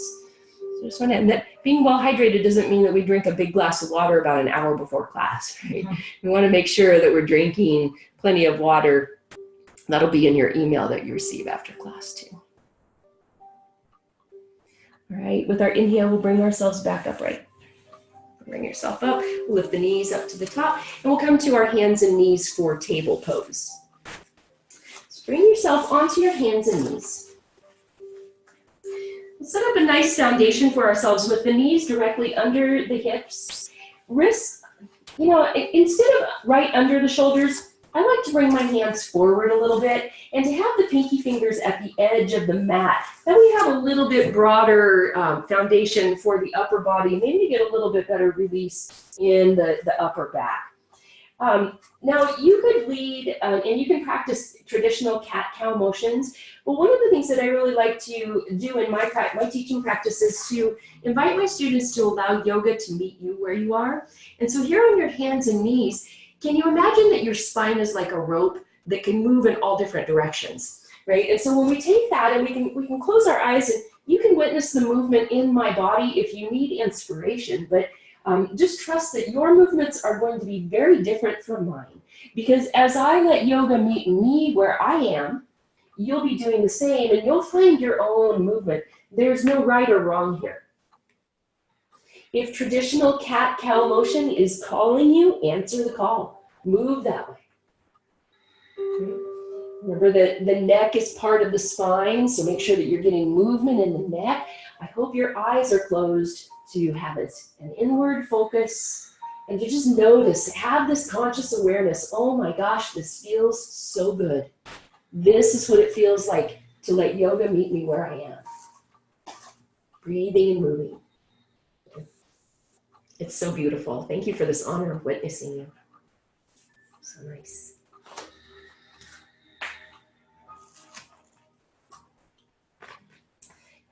All right, another couple of breath cycles. And as you feel complete with the movement, we will create some stillness with a wide knee child's pose. So the big toes softly touch in the back, and we take our knees as wide as the yoga mat, if that feels okay for your body. We'll bring the hips back to meet the heels, and we'll rest and surrender our upper body to the floor. So again, something to watch for in your students. So many times I'll see people come into child's pose and the elbows are lifted and they maintain that tension in the shoulders. So we invite this sensation of noticing where the breath goes in the body.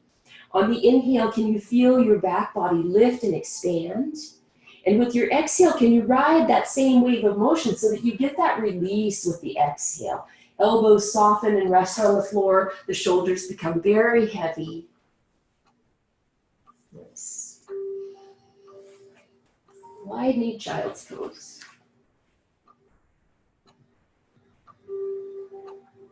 It's a really sweet stretch for the entire spine. They stretch for the low back and hips, knees and ankles.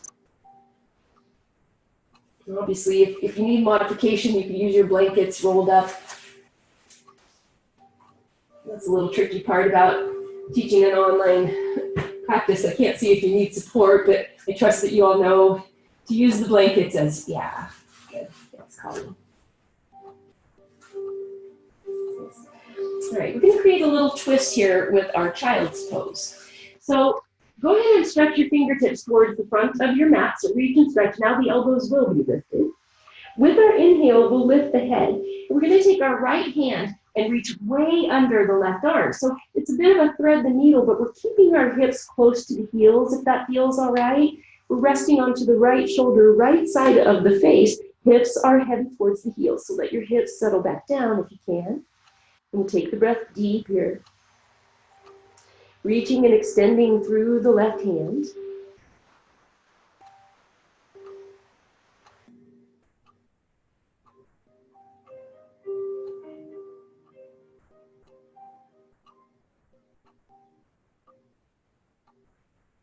Breath is deep. Make sure you keep your breath down.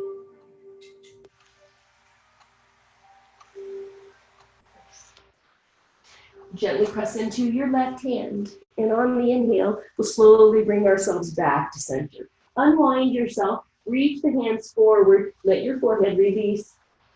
Find stillness at center. Enjoy a deep breath.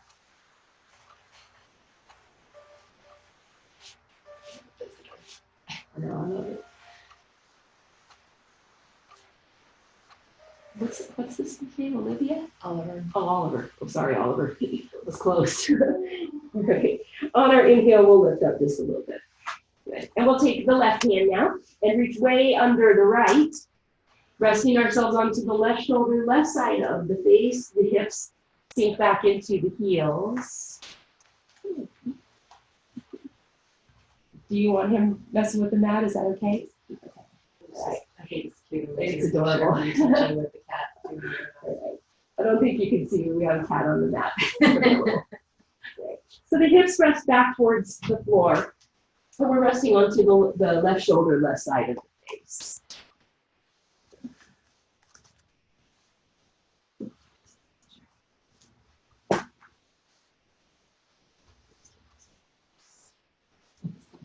I'd love to practice a little bit sometimes. So here for a couple more deep breaths. And so even though this practice is specifically for the kidney meridian, knowing that most of the students that come to me for Yoga for Grief are carrying a lot of tension in the upper body, I like to incorporate a lot of upper body stretches and stretching into the neck and as well, so that you get a little bit more of a full body practice. Press into your right hand, and with the inhale, we'll lift back to center, reach and stretch.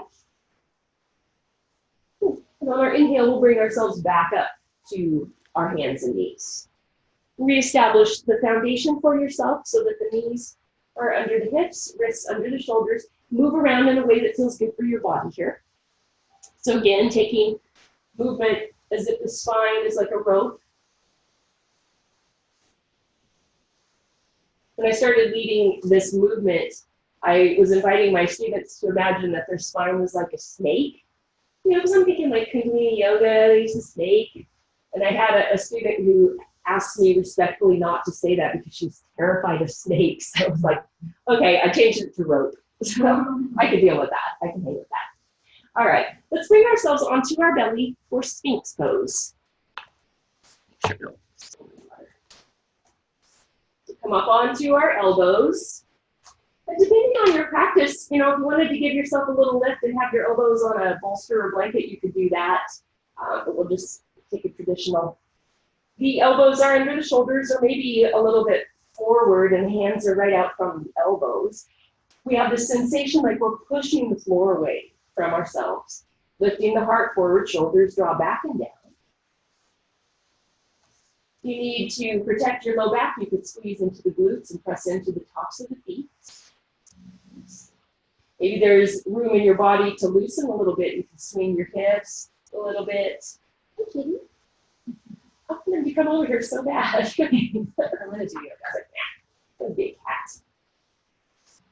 So take your gaze about a foot or so in front of your mat and lift through the crown of the head, shoulders draw back. It's a nice length in the back of the neck.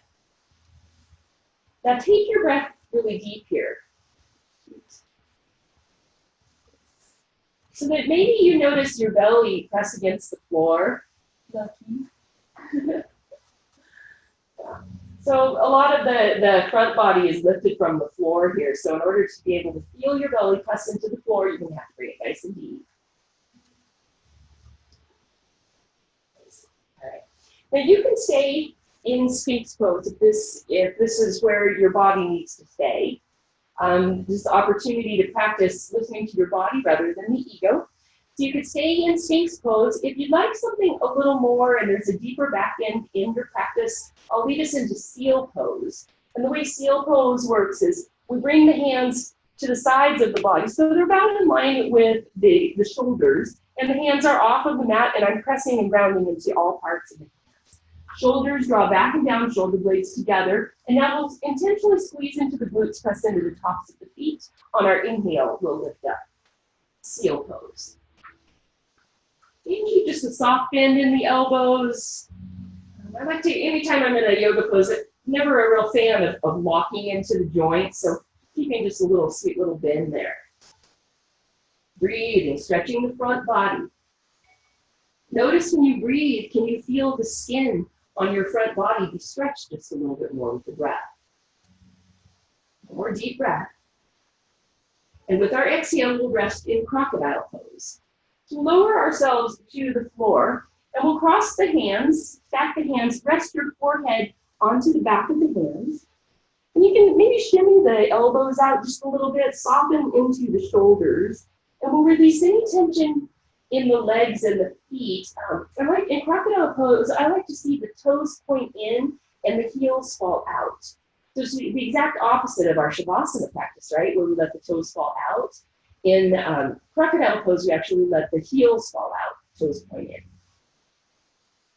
Take the breath deep here. Let the breath massage your belly.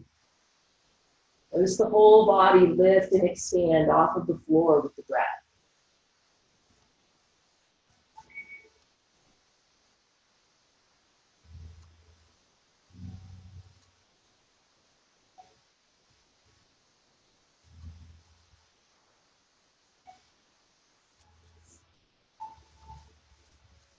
Here for a couple more breath cycles.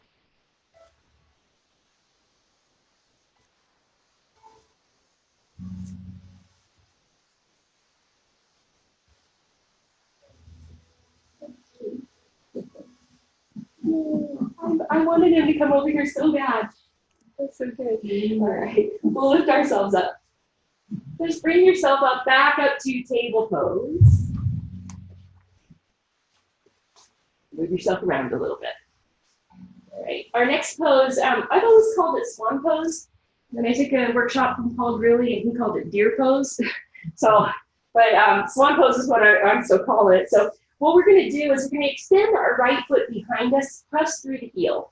So let your toes be pointing down and we're just creating some length in the leg and just noticing ourselves back there. Take a nice deep breath in. And with your exhale, bring your right knee forward so that the right knee lands in the middle of your mat and in between your hands. And then we'll let ourselves sit onto the right hip. The right foot comes out and the left knee comes forward. When I lead this pose, a lot of students, pigeon pose isn't in their practice, but I always offer that option too. If pigeon pose is in your practice and you'd like a deeper stretch for your hip, you can feel free to practice in the pigeon pose. But sometimes swan pose is just a really nice, soothing way. It's a softer way of being in that pose to get that nice stretch. So we want to angle our heart in the same direction as the right knee. And we'll be up on our fingertips with the inhale to create length in the spine. With the exhale, we're going to come over the leg, but what we want to do is lead with the belly button and the ribs. So we keep that length in the front body as we bring ourselves forward. Now, if there's room in your practice, you could stack your hands and rest your forehead onto the back of the hands once more. You could use, I'm going to set my timer for 3 minutes. You could use blocks under the forearms to lift yourself. If it's not comfortable to come forward, you could just stay up onto your fingertips and just let yourself sink into the hips. Now here we notice into the body if there's any place where you're gripping or holding. So notice yourself. Can you soften your face a little bit? Soften your jaw. Soften the shoulders. Not the hips or the belly, your fingers, your toes. Check in with the jaws, make sure that's nice and soft.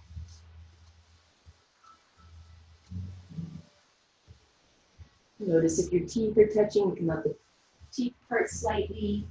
Bring the tip of the tongue to the roof of the mouth to soften the jaw.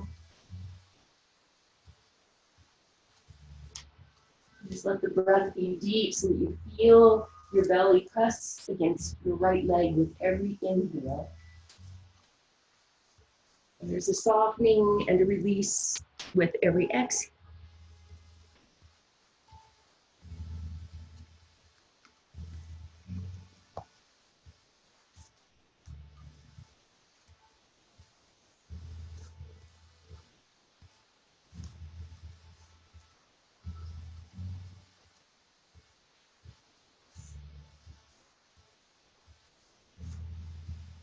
For another couple breath cycles, soak it up.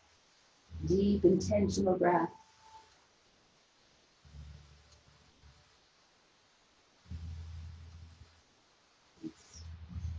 And with your next inhale, lift the head just a little bit. Bring your hands towards the body. Press yourself up, nice and slow. I want to make sure as we transition in our yin yoga practice that our transitions between poses are slow and intentional. So just slowly bring ourselves back into table pose, where once again, we take what we need here, moving in a way that feels good for your body. And then I'll usually add in between pigeon pose or swan pose. If downward facing dog is in your practice, then that would feel like something that your body is craving. You could press up to downward dog if that is calling you. And we'll create stillness at center. Extending the left foot behind. So press through the left heel, create length in the left leg, toes and nose are pointing down. Just noticing ourselves. Take a deep breath in, and with the exhale, we'll bring the left knee forward. So the knee lands in the middle of your mat and in the middle of your hands, and we rest ourselves onto the left hip. Left foot comes out, right knee nestles in, and we angle our heart in the same direction as the left knee. Up on the fingertips, we lengthen through the crown as we inhale, and with the exhale, we lead with the belly and the ribs. Bring yourself forward. Maybe staying up on the fingertips, maybe using blocks to rest your forearms, or maybe stacking the hands and resting the forehead onto the hands. And we breathe.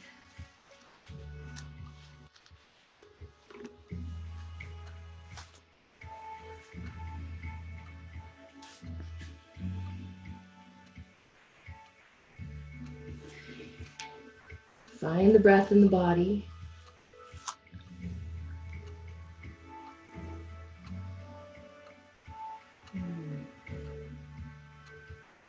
You're constantly checking in with the breath.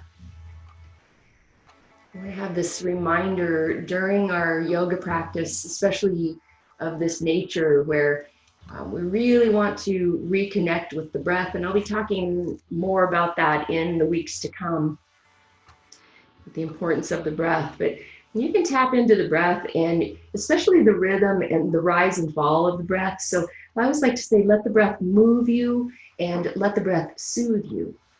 All right, so we always have that. If you're having difficulty falling asleep at night, you just need to calm yourself down. You just find the breath in the body.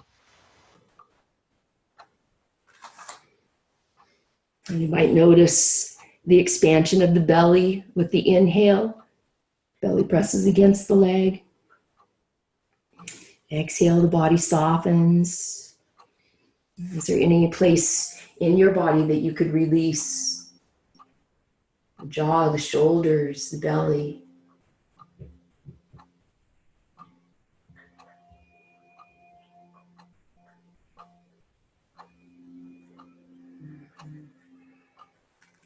We're here for a couple more breath cycles. Make them deep.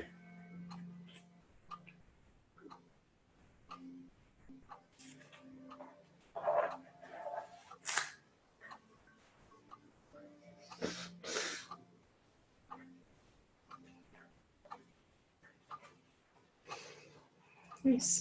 And with our next inhale, lifting the head just a little bit. Slowly bringing the hands back towards the body and lifting ourselves up. Nice. Now this time, rather than coming to our hands and knees, we're going to lean back onto the hands. Let your legs come forward. Feet are about as wide as the yoga mat. And then let your knees just drop side to side. You might look over at opposite shoulder. Just work it out a little bit.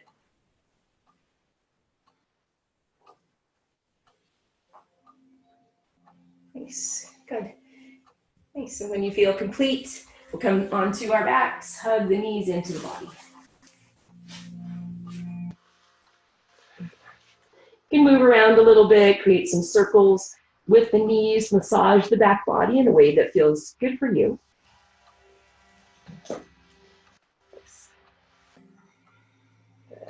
And we'll come into our final twisting poses. So the knees stay drawn to the body, the arms extend side to side, palms up. So upper body looks like a letter T. Knees are drawn into the body. Take a deep breath in. And with your exhale, allow the knees to fall to the right and the face to turn to the left. And we're looking for a soft twist here. So let your feet and legs float away from the body until your feet touch the floor, and you can just really relax and rest here. Let your eyes softly close. Let the breath be deep.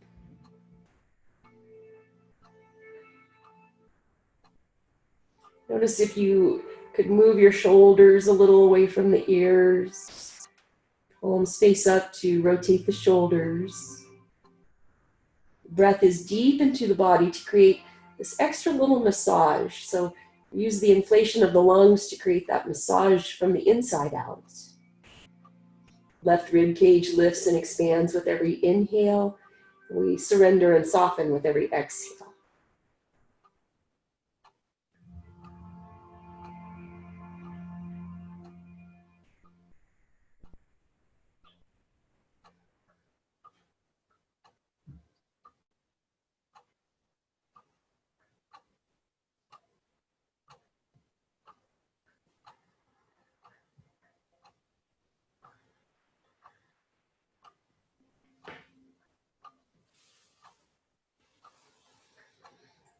Typically in the yoga classes that I lead, I invite my students, when we are resting in a twist pose like this, to notice the upper body and the position that you've placed yourself in with your arms wide open and your heart wide open. Here, resting with arms wide open, heart wide open, we'll consider something that you're really grateful for in this moment. Consider that and draw that in with your breath. Let that land with the exhale.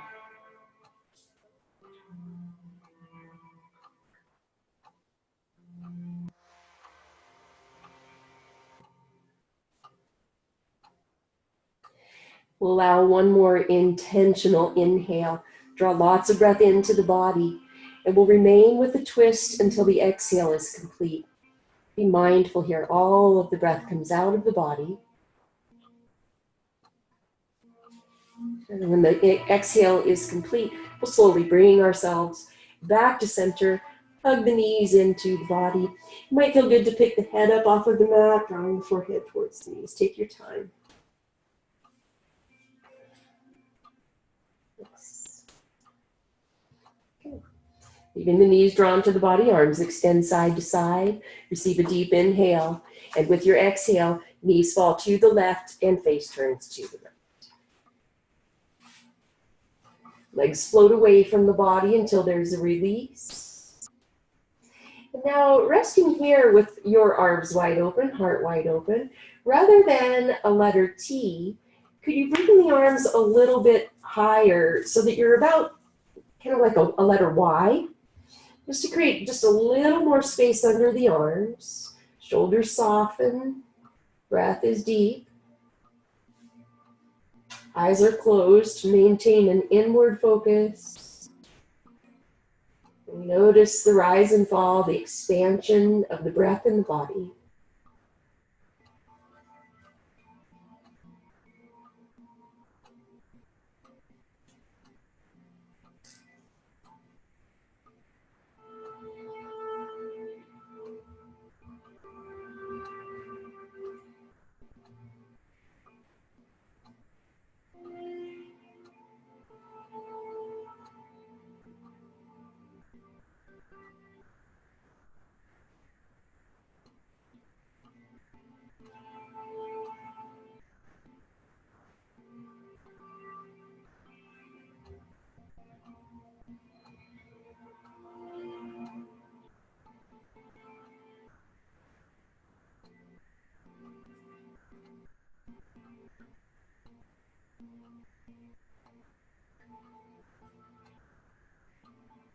We're here for a couple more breath cycles, drawing the breath low into the belly.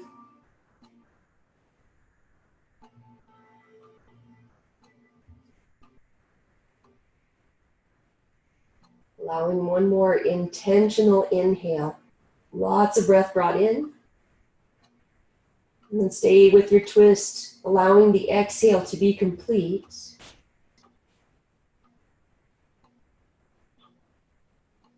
When the exhale is complete, slowly bringing yourself back to center.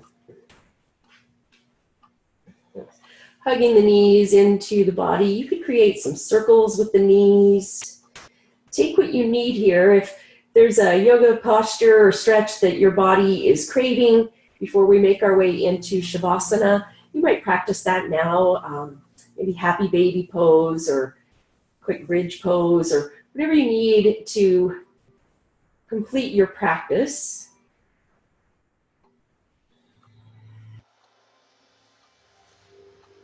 And as you're ready, we'll find our way into our final resting pose of Shavasana. So I give a lot of leeway on my Shavasana invitation so that my students are supported in a way that feels good for them. Make yourself comfortable. If it feels good for you to put your legs up on a bolster, do that.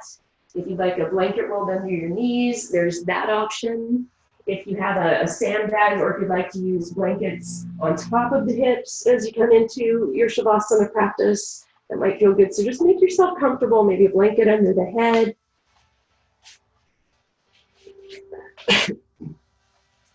We'll create some length in the legs by pressing through the heels and drawing the toes up. Take a deep breath here. And with your exhale, let the legs relax, let your toes fall out. Legs are heavy. We softly draw the shoulders down and under. Bringing the shoulders away from the ears. Arms rest beside the body with the palms facing up. Or if it feels more soothing for you to rest your hands on your body, do that for yourself. Softly press the back of the neck towards the mat to lower the chin, and then we relax ourselves. Eyes are closed. We'll receive one more intentional inhale here. And with our exhale, we surrender to our yoga practice. Allow yourself to rest.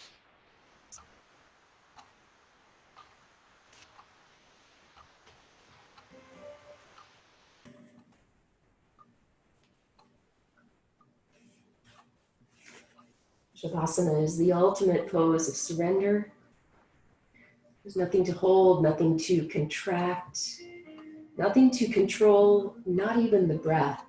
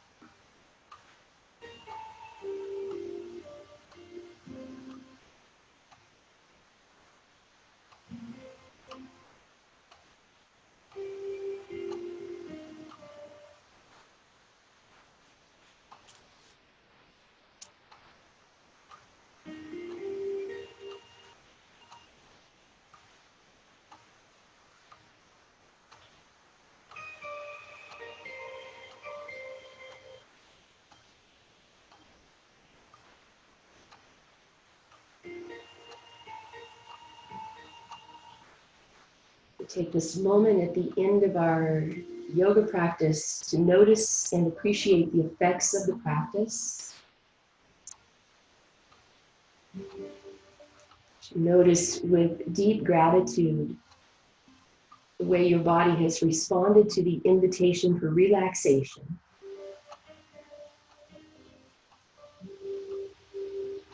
Use this sensation as a reminder for ourselves. Just look at what you have created for yourself here. This ability to be so relaxed in your body, resting on a hard surface. So relaxed while being wide awake and fully aware. This is what you're capable of creating for yourself. Memorize yourself this way for a moment.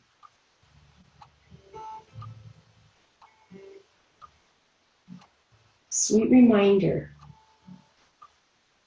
This is your true essence.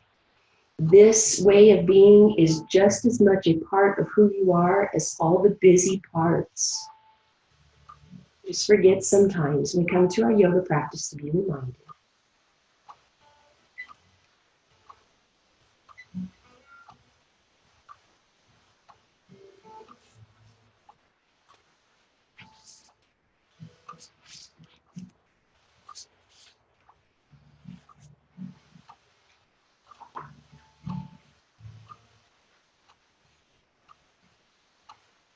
Denial helps us to pace our feelings of grief. There is a grace in denial. It is nature's way of letting in only as much as we can handle.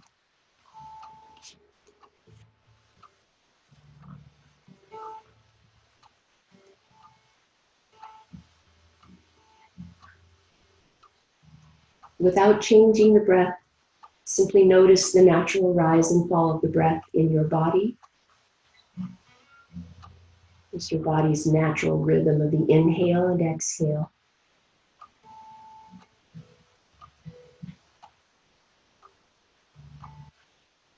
With your next inhale, we'll begin to deepen the breath.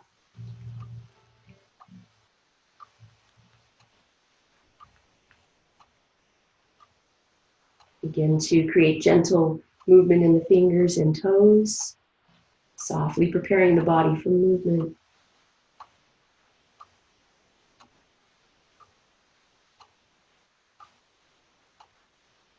Slowly reaching the arms overhead, stretch the fingers above you. Reach and kick through the feet, flex and point the toes. We'll bend into the knees, gather yourself in, gather the legs into the body.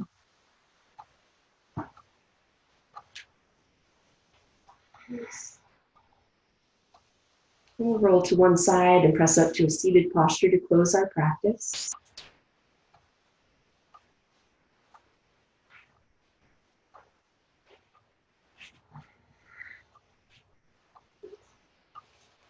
Just taking a moment here at the end of our practice to feel a deep sense of gratitude for this time and this space, this opportunity to come together as a yoga community and to be curious about ways that we can help ourselves and then in turn help others. What a beautiful journey. I'm so honored to be part of it. Thank you so much for being here. Lift the hands together in front of the heart, lifting the heart, bowing the head.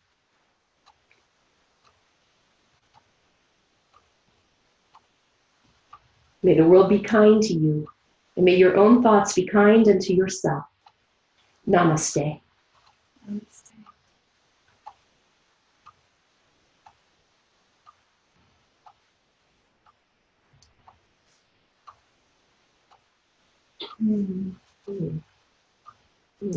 Thank you. Yes, thank you. Thank you, everyone. It's yummy.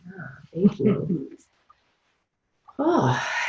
So I hope that everyone is in a space where you can stay in this relaxed state. Just be really kind to yourself after these sessions and schedule time, not only these 2 hours, but then the next hour and the next hour. Keep yourself in this space. Really sweet bubble bath with some Epsom salts or, cup of tea, something to continue that way of nurturing and healing for yourself. So, love it. Yeah, thanks, Dawn. Were there any questions that came in, or everybody's still waking up over there? I don't see any questions, but we still have a couple minutes. If you guys have any questions, please, by all means, unmute yourself and let us know. Just a couple logistical things. We don't meet next week, just a reminder. So in 2 weeks, we will meet again. In the meantime, as Deb shared, she'll be sending you a follow-up email. You're also going to get an email from me with the link to tonight's recording. So be watching for that as well. And then certainly in the meantime, between now and when we meet again, if you have any questions or anything that comes up, you can always email us and let us know. Definitely. Yeah. Yeah. And if you didn't have a chance to fill out the intake form, that's fine. But if you would like to receive those emails with the journal prompts and homework ideas, just shoot me an email and so that I'll have your email and let me know and I'll add you to the list. Oh, yeah, I did. I put your name on there. Yeah. I did put your name on there. So, yeah. All right. So. All right. Well, you guys have a beautiful rest of your evening and a beautiful start to your week. And we will meet again in 2 weeks.